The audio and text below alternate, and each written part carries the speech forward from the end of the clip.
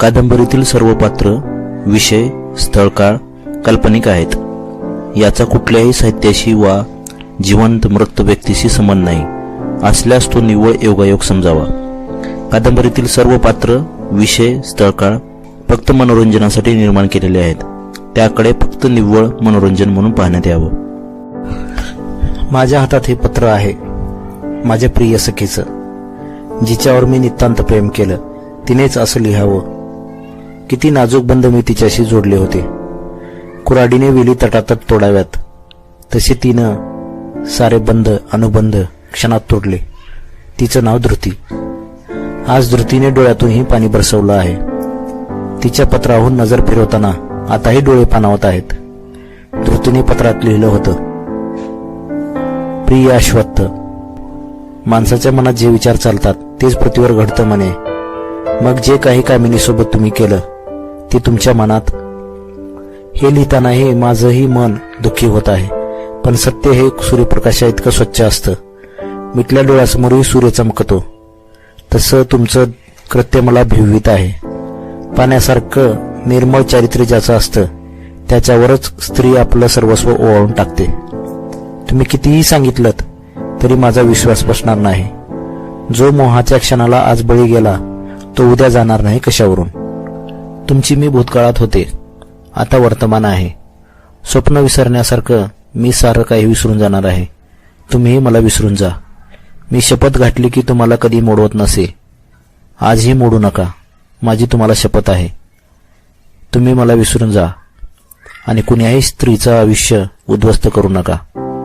तुम्हाला विसरू पाहणारी धृती. आयुष्यात असंही घडेल यावर माझा विश्वास नव्हता. माझं या विराट जगात कुणीही उरलं नव्हतं. धृती तेवढी होती, तिच्या प्रेमावरच मी जगत होतो. वाघाने हरणाचे लचक्या मागून लचके तोडावेत त्यासारखं दैवाने माझ्यासोबत खेळ केला होता. माझी जीवन कहाणी सांगितली तर डोक्यावरील ओझं क्षणभर खाली ठेवलेल्या पांथासारखं मलाही हलकं वाटू लागेल. हृदयावर भार आहे. माझं जगात आता कोणीच उरलं नाही. माझी धृती म्हणून मी तिला हृदयाशी कवटाळलं. पण याच कानं आशेनं पाहावं आणि त्याची हेटाळणी व्हावी असं माझं झालं आहे. माणूस जगतो तर कुणासाठी? आपल्या नातलगात ऐश्वर्य मिरवण्यातही मौज असते. माझं या जगात कुणीही उरलं नाही. मग कोठारीभर सोनं नाणं घेऊन मी काय करू? खरेच मी जगणार नाही. पण जे भोग या पृथ्वीवर मी भोगले ते इथेच ठेवून जाईन. माणूस रिकाम्या हाताने जातो म्हणतात, मी रिकाम्या हृदयाने जाईन. जे या डोळ्यांनी पाहिलं, जे या मनाने अनुभवलं ते सारं मी सांगणार आहे. आत्मप्रोढी बाजूला ठेवून मी माझी जीवन कहाणी सांगणार आहे. विश्वाधार राजाच्या पोटी मी जन्म घेतला. सोन्याच्या खेळणीत खेळत मोत्याचा घास खात माझं बालपण गेलं. त्यातलं जास्त काही आठवत नाही. जे काही आठवतं ते उन्हानं विरळ होणाऱ्या धुक्यासारखं आहे. भिवा नदीनं आमच्या राज्याला समृद्ध केलं होतं. गर्दीतून माणसाने वाट काढत पुढे जावं तशी ती डोंगरातून पुढे आली होती. रमणीच्या पाठीवर असलेल्या लवा इतका तिचा उगम. पण मुग्धेचं जसं सौंदर्य वाढत जातं तसा विस्तार झाला होता. आईने माया लावल्यावर मुलगा फुलत जातो त्यासारखी भिवेच्या पात्रावरील गावं समृद्ध झाली होती. राजाच्या गळ्यात असलेल्या रत्नहारासारखं डोंगराच्या श्रृंखलेत विराटनगर वसलं होतं. बाळसं धरू लागलेल्या तान्या बालकाप्रमाणे विराटनगरचं ऐश्वर्य वृद्धिंगत होत होतं. सारे प्रजाजन गुण्यागोविंदाने नांदत होती. पण जीवन चढ उताराचा रस्ता आहे. ऊन सावल्यांचा खेळ आहे. चंद्रावर अनेक डाग आहेत. तसं जीवन संकटाने भरलेलं आहे. मी राजवाड्याचा कुलदीपक अश्वत्थ. राजवाडा सूर्याच्या कवळ्या किरणाने जागा होई. बागेत चालणाऱ्या फुलपाखरांच्या खेळाने आनंदित होई. राजवाड्यातल्या स्तंभावर विविध मूर्त्या कोरल्या होत्या. त्याचा अर्थ मला तेव्हा उमगत नसे. धुक्यापलीकडले दिसू नये त्यासारखं मला त्या मूर्तीत गूढ वाटे. भविष्याबद्दल जेवढी मनात गूढता असते तेवढी गूढता माझ्या मनात दाटली होती. मी 5-7 वर्षाचा असेन. माझी आई संधिवातानं आजारी होती. ती अंथरुणाला कायमची खिळली होती. पक्ष्यांना आकाशातून घरट्यात परत यावं त्यासारखं खेळून मी तिच्यापाशी जाई. मी तिच्याजवळ मंचकावर बसे. माझ्या डोक्यावरून हात फिरवत ती म्हणे, माझ्या पोटी सोन्यासारखं लेकरू देवानं दिलं आहे, पण हे दुखणं मला माझ्या लेकरासाठी जगायचं आहे. सतारीच्या तारासारखा तिचा स्वर कंप पावे, त्यात मृत्यूच्या भीतीने धावणाऱ्या प्राण्याची अक्तिकता असे. का कोण जाणे, माझंही मन गलबलून येई, पण डोळे मात्र ग्रीष्मातल्या तळ्यासारखे कोरडेच राहत. तिचे शरीर उन्हातल्या रस्त्यासारखं तापलं होतं. उन्हात रस्त्यावर पाय पोळावेत तसं तिचे अश्रू वाटत. थोडा वेळ तिच्याजवळ बसून मी बाहेर येई. पिंजऱ्यातून सुटलेल्या पक्षाप्रमाणे मला भास होई, पण त्या आठवणीने आज माझ्या डोळ्यातून टिपे गळतात. ती मला आयुष्यभर हवी होती. आज मला तिच्या खुशीत शिरून रडायचं होतं, पण ती नाही. तिच्या आठवणी मात्र मनाला काट्याप्रमाणे बोसतात. माझी आई मनानेही श्वेत होती. ती असेपर्यंत सारं काही ठीक होतं. ती गेली, सारं काही गेलं. खंगून खंगून ती मेली. मरताना मी तिचे डोळे पाहिले. ढोलार झाडावर बसलेल्या घोबडासारखे मला तिचे डोळे भासले. तिची चिता जळत होती. मी बाबाजवळ थांबलो होतो. शेतकऱ्याने आशेने आभाळाकडे बघावं तसं मी बाबांच्या डोळ्याकडे पाहिलं, पण ते आटलेल्या विहिरीसारखे कोरडे होते. झोक्यावरून खाली येताना पोटात गोळा उठतो तसा भीतीचा गोळा माझ्या पोटात उठला होता. माझी माता मला सोडून कुठे गेली होती? कालच ती होती, आज सकाळीच ती होती, आणि आता ती कुठे गेली आहे? माझ्या डोळ्यावरून मायेने थरथरणारा क्रश हात फिरवणारी माझी माता कुठे गेली? तिच्या मृत्यूनं माझ्या आयुष्यात उदासीनता आणली. बापाचं मन नारळाच्या कवचाप्रमाणे कठीण असतं, त्यामुळंच मूल बापाकडे ओढ घेत नाही. माता मुलाचे लाड पुरवते, हट्ट पुरवते. तिचा हात दुधाच्या साईसारखा मऊ वाटतो. प्रेम मधापेक्षाही गोड असतं. त्याची सर कधी बापाला येईल का? बापाचं छत्र वृक्षासारखं मुलावर असतं, पण फांदीतून येणारं किरण मनाला चटके देतात. हाच अनुभव मला बाबासोबत असताना येई. दिवस जात होते. आईच्या मृत्यूला 2 वर्ष झाले असतील. आईच्या मृत्यूला 2 वर्ष झाले असतील नसतील. बाबांनी दुसरा शुभिवंत विवाह केला. मला दुसरी आई आली होती. तिचे नाव कल्याणी. ती मला जवळ घेऊ पाहे, मला माया लावण्याचा प्रयत्न करी, पण जाळ्यातल्या पक्ष्यासारखं माझं मन तिच्याजवळ घुसमटे. तिची माया वाळवंटासारखी रखरखीत वाटे. मी प्रेमाचा झरा शोधू पाहत होतो, पण माझ्या डोळ्यात वाळूची कण गेले. प्रेमाचा ओलावा मला मिळाला नाही. मीठ भाकरी गरिबाच्या मुलाचे पोषण करते, शरीर पोसते, त्यासारखं प्रेमाशिवाय माझं मन तयार होत होतं. बाबा, कल्याणी आई आपल्याच विश्वात दंग असत. कोरलेल्या रतिमदनाच्या मूर्त्यासारखे ते दोघे मला वाटत. नगराजवळ एक मोठं डोंगर होतं. त्याच्यावर एक झाड दिसे. त्या झाडाजवळ एक पांढरा टिपकावा दिसे. ते एक मोठं शिवाचं देऊळ आहे असे अमात्य म्हणत. अमात्याचं आणि कल्याणी आईचं बोलणं फार चाले. वृद्ध अमात्याच्या मृत्यूनंतर त्यांचा तरुण पुत्र अमात्य पदावर आला होता, पण तो मनाने काळा होता. कल्याणी आईचं वागणं उच्छृंखल होतं. तेव्हा काही कळत नव्हतं, पण आता ते सारं कळतं. मी तेव्हा 10-12 वर्षाचा असेन. मी तेव्हा विद्यार्जन करीत होतो. अश्वारोहण, मल्लविद्या, तिरंदाजी त्यात प्रमुख होत्या. विद्या शिकत असताना माझं मन तिथं रमे. दूरदेशी गेलेल्या नातलगासारखं माझं मन दूर कुठेतरी जाई.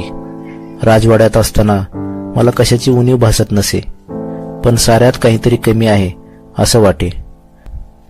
कस्तुरी मृगाला आपल्या बिंबीतल्या कस्तुरीचा थांग नसतो, तसं माझ्या मनाला कस्तुरी मृगाला आपल्या बिंबीतल्या कस्तुरीचा थांग नसतो. तसं माझ्या मनाचा मला थांग नव्हता. वाऱ्यावर स्वार होणाऱ्या पालापाचोळ्यासारखं माझं मन कुठेतरी भरकटत जाई. मी विद्या घेत आहे, पुढे राजा होणार आहे, पण राजा होऊन काय करावं या प्रश्नानं मला नेहमीच भेडसावला आहे. अचानक होणाऱ्या धरणीकंपासारखं या प्रश्नाने मला सतावलं आहे. 10-12 वर्षाचा होतो तेव्हाचा प्रसंग. अश्वाला मी पिटाळलं. तो अश्वशाळेत जाऊ लागला. तिथं तोंडाला मोठी प्रहराची घंटा होती. भुंगा फुलाचा रस पिताना दंग होतो, त्याप्रमाणे मी माझ्याच विचारात गुंग होतो. मला ती घंटा दिसली नाही. घोडा चपळतेने आत शिरला. ती घंटा हुकवावी हे कळण्या अगोदरच तिचा पाशानी प्रहार माझ्या कपाळावर बसला. मी खाली कोसळलो. बघता बघता माझं कपाळ रक्ताने माखलं गेलं.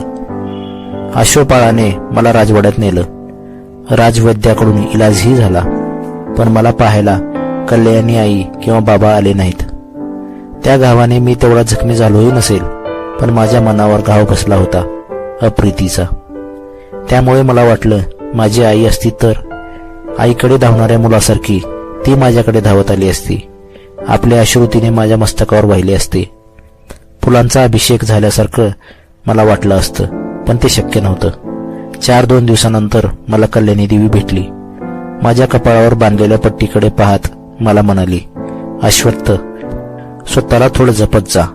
विद्यार्जन घेत असताना कुणी एवढं जीव ओतून शिकतं का? माझ्या डोक्यावर हात फिरून ती निघून गेली.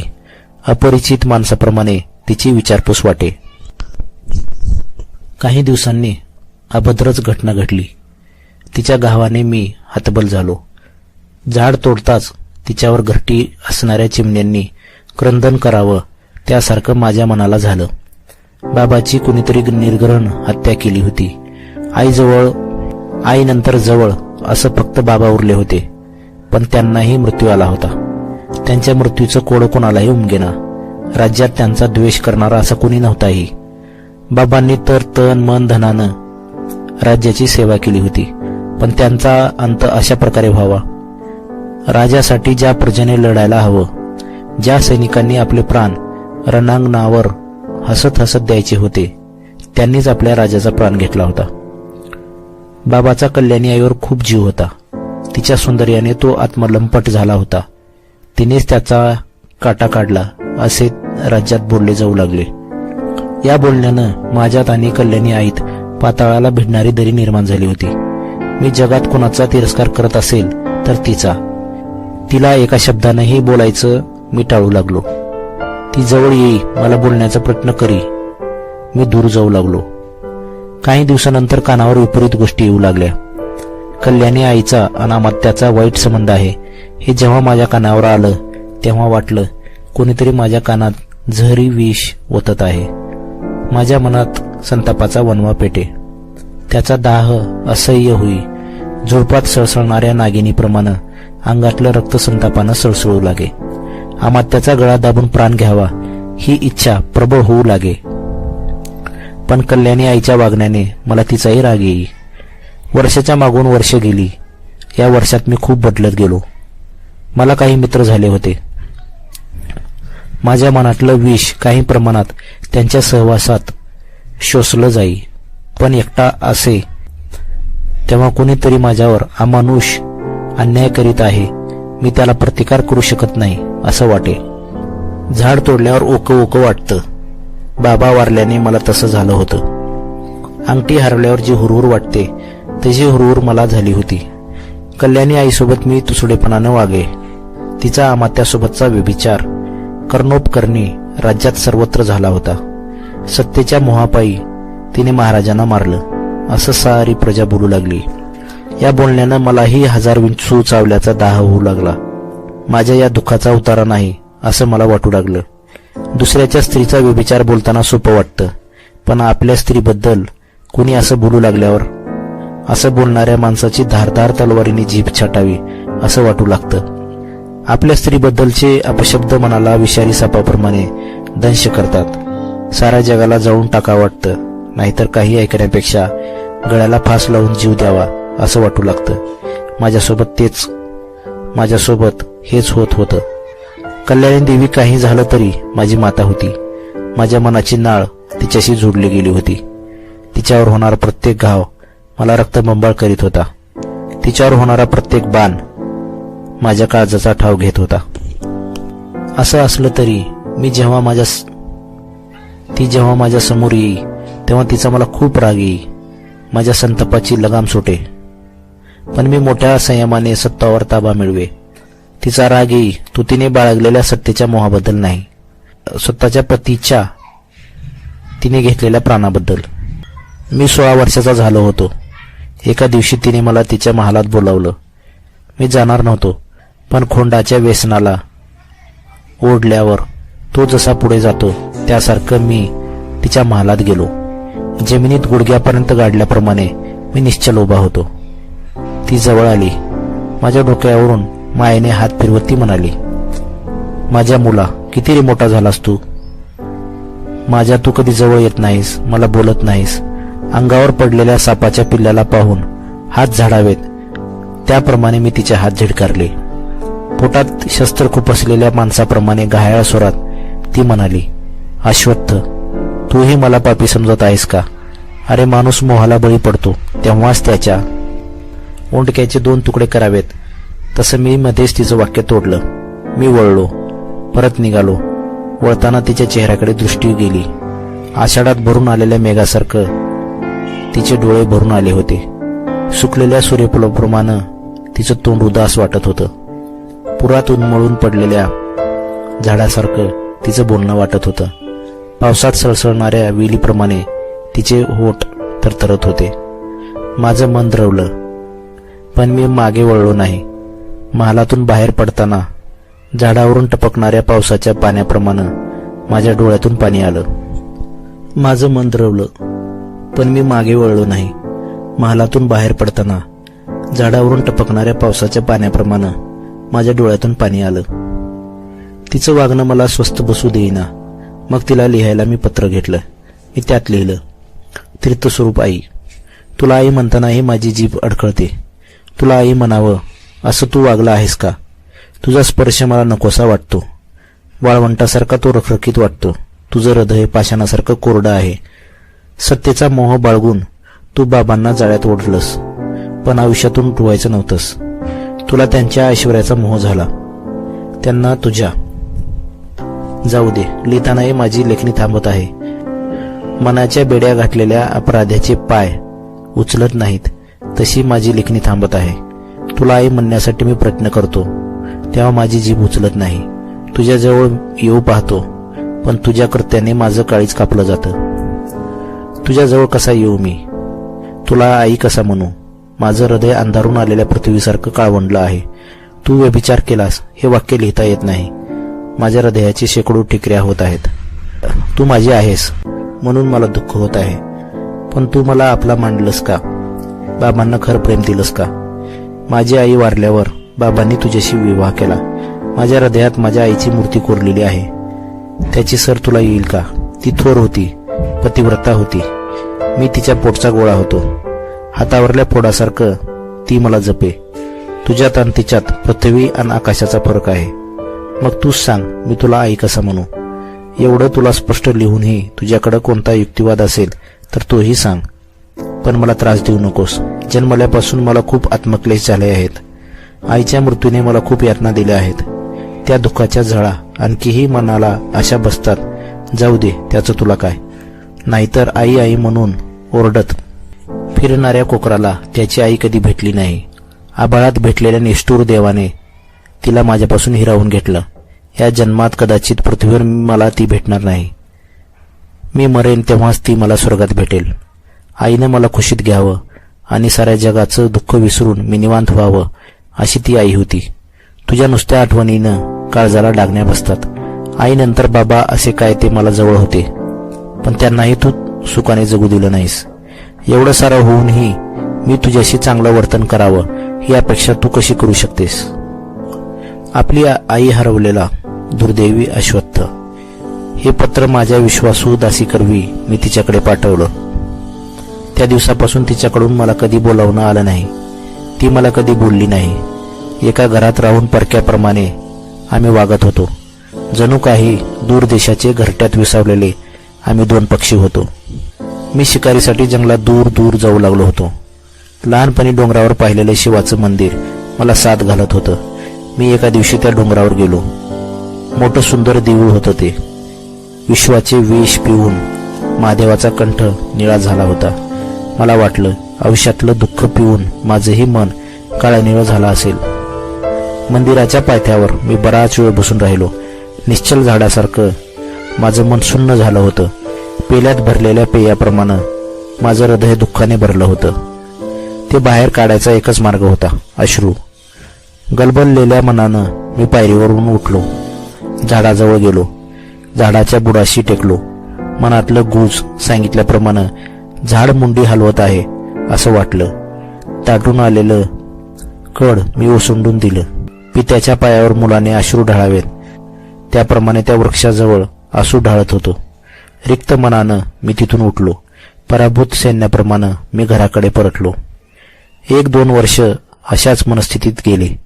माझं शस्त्र अध्ययन पूर्ण झालं होतं. मी विविध विद्या हस्तगत केल्या होत्या. अश्वारोहण, मल्लविद्या, तिरंदाजी माझ्या हातचा मळ झाल्या होत्या. माझा निशाणा अचूक बसत होता. कसल्याही मल्लाला धरणीवर झोपवण्याचं कौशल्य माझ्या शरीराने आत्मसात केलं होतं. ढालीसारखी छाती रुंद झाली होती. दंड लोखंडासारखे झाले होते. मुठीत रेड्याचं बळ आलं होतं. डोळ्यात लक्ष्यावर केंद्रित करण्याचा बेदरकारपणा आला होता. केसांची झुलप आत्मविश्वासानं झुलत होती. माझं व्यक्तिमत्व अश्वमेध केलेल्या राजासारखं उमद झालं होतं. काळाच्या गर्भात काय लपलं आहे कुणालाच कळत नाही. आईच्या कुशीत आसवं गाळणारा एकेकाळचा बाळ अश्वत्थ आज एक मोठा योद्धा झाला होता. पाय ठेवील तिथं पाणी काढेन हा संकल्प मनात दाटत होता. माती मुठीत घेऊन सोनं करीन ही मनीषा मनाला सुकवत होती. माझे मित्र माझी सावलीसारखी पाठराखण करीत होते. माझ्या नावाचा डंका राज्यात पसरत होता. मित्राच्या साह्यानं अमात्याचा काटा काढायचा हे मी ठरवत होतो, पण घडले ते विपरीतच. मी शिकारीला दूर जंगलात गेलो होतो. वाटेतच ती अभद्र घटना कळली. सापानं पिल्लं खाल्ली या भीतीनं पक्षिणीनं दिवसाच घरट्यात परतावं त्याप्रमाणे मी राजवाड्यात परतत होतो. शंका कुशंकांनी माझं मन काळवंडलं होतं. दाटून आलेल्या संध्या छायेप्रमाणे माझं मन अंधारून आलं होतं. कल्याणी देवीला मृत्यू आला होता. तिच्या महालातच अमात्यांचा मृतदेह मिळाला होता. तिच्या विश्वासू दासीकडून मला हे पत्र मिळालं. त्यात लिहिलं होतं, चिरंजीव अश्वत्थ, तुला चिरंजीव शब्दाचा अर्थ ठाऊक आहे का? चिरंजीव म्हणजे मुलगा. तू मला तुझी माता मानत नसशील, पण मी तुला आपला मुलगा समजलं आहे. भलेही मी तुला 9 महिने पोटात ठेवलं नसेल, तुला जन्म दिला नसेल, पण तरीही तू माझा आहेस. मुला, पुढच्या जन्मी मात्र तू माझ्या पोटी जन्म घ्यावास हे देवाकडून मी मागून घेणार आहे. मी तुझ्या पोटी जन्मलो नाही असे म्हणायला तुला संधी मिळणार नाही. मी हे जग सोडून जात आहे. तू म्हणालास मला सत्तेचा मोह आहे. हे खरं आहे, मला सत्तेचा ऐश्वर्याचा मोह होता, पण आज जगण्याचाही मोह राहिला नाही. म्हणूनच मी हे जग सोडून जात आहे. अश्वत्थ, तू म्हणालास तुझी आई तुला लहान असताना सोडून गेली, पण एक सांगू, आपण दोघेही समदुःखी आहोत. माझीही आई मला लहानपणी सोडून गेली. तुझे दुःख मला कळते, कारण मलाही ती जखम झालेली आहे. म्हणूनच मी तुला प्रेम देऊ पाहत होते, पण तू कधी माझ्याजवळच आलास नाहीस. तू कल्याणीच्या अंतःकरणात कधी वाकून पाहिलं नाहीस. तिच्या उरात दुःखाचे काटे हुळहुळत आहेत. ते तुला कधी दिसले नाहीत. तरी त्यांना तेथेच ठेवून मी तुला प्रेम देऊ पाहत होते, पण तुला ते उमगलं नाही. तुझे बाबा शिकारीला वनात आले होते. मी माझ्या बाबासमवेत वनात राहत होते. बाबांनी वेश्येशी विवाह केला म्हणून समाजाने आम्हाला वाळीत टाकलं होतं. समाजाकडून निंदा नालस्ती नको म्हणून आम्ही वनात आलो होतो. समाजाच्या त्रासाने आईच्या मनाला लागलं. तिने अंथरूण धरलं. तिचा दुर्धर आजाराने मृत्यू झाला. मी पोरकी झाली. मी वनातच वाढले. माझा जन्मच वनवासात गेला. मिठाच्या कड्यासाठी होणारी ओढाताण मी सोसली आहे. साहजिकच माझ्या मनात ऐश्वर्याबद्दल मोह निर्माण झाला. विश्वाधार राजा, तुझे बाबा शिकारीसाठी वनात आले होते. मी वयात आले होते. नदीकाठी पाणी भरत असताना तुझ्या बाबांच्या हातून सावज समजून बाण सुटला.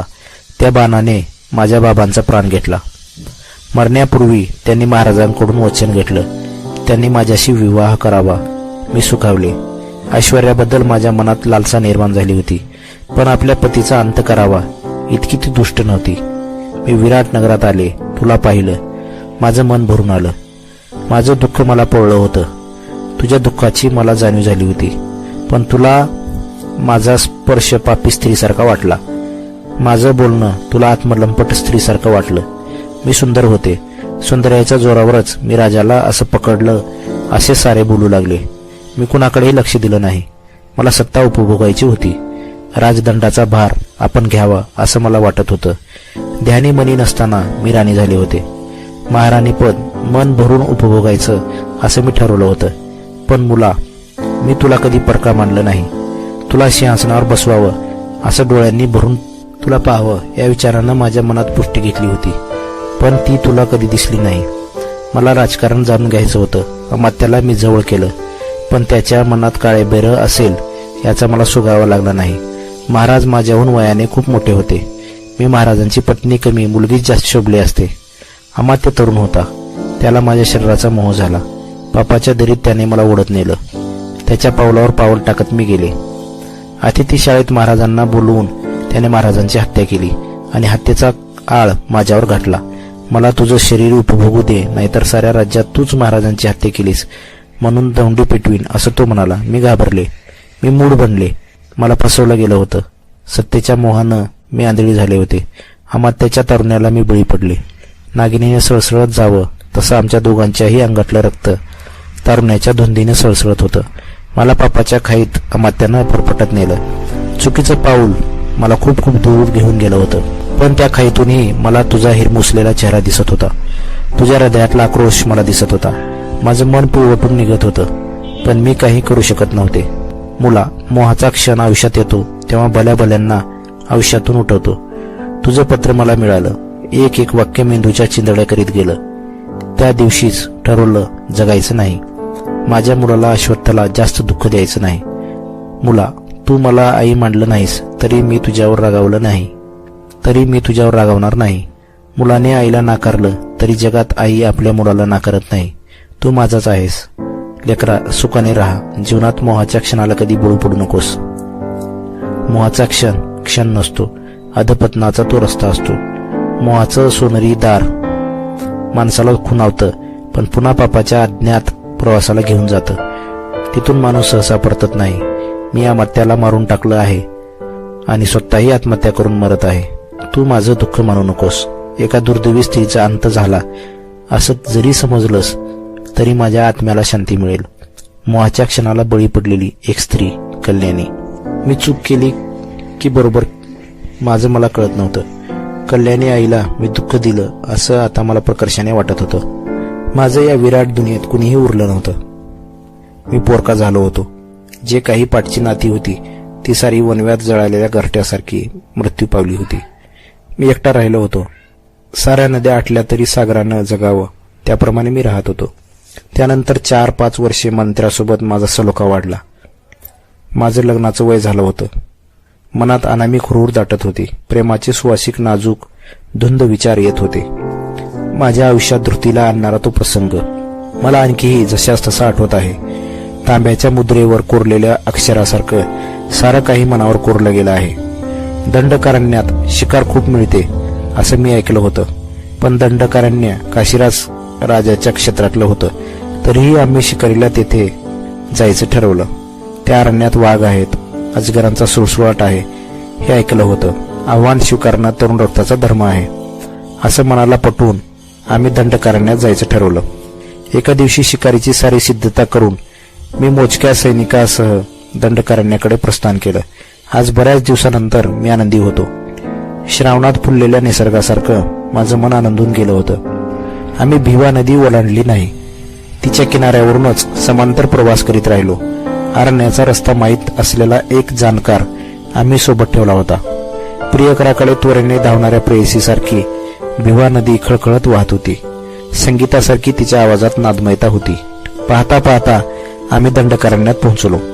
दंडकारण्यात दाट झाडी होती. गर्दीत असलेल्या माणसासारखं झाडाला झाड खेटून उभं होतं. काही जागी झाडी विरळ होती. काही जागी एवढी दाट होती की सूर्यप्रकाशही जमिनीला स्पर्श करू नये. काही जागी असलेली विरळता केस सोडून गेलेल्या माणसासारखी दिसत होती. सकाळच्या उन्हात त्याला मुग्धेच्या कायेसारखी झळाळी प्राप्त होई. सूर्य मावळताना म्हाताऱ्याच्या चेहऱ्यावरील सुरकत्याप्रमाणे ते जलाशय उदास वाटू लागे. भिजलेल्या जमिनीसारखं साऱ्या अरण्यात गारवा होता. वृक्षाची सावली डोहातल्या पाण्यासारखी थंड होती. वेलीवर फुललेली फुलं रमणीच्या केसात माळल्यासारखी वाटत होती. प्रियकराकडं बघून हसणाऱ्या प्रेयसीसारखं जलाशयात फुललेलं कमळ वाटत होतं. राहण्यासाठी तात्पुरतं खोपटं आम्ही तयार केलं होतं. 4-5 दिवसात बरीच शिकार मिळाली होती, पण माझं समाधान होत नव्हतं. एका दिवशी सकाळी मी एकटाच जंगलात निघालो. दिवस वर आला होता. जलाशयाजवळ वनात शिरावं असं मी ठरवलं. मी जलाशयाजवळ आलो. माझं पाऊल जागेवर थांबलं. पाण्यात एक सुंदर तरुणी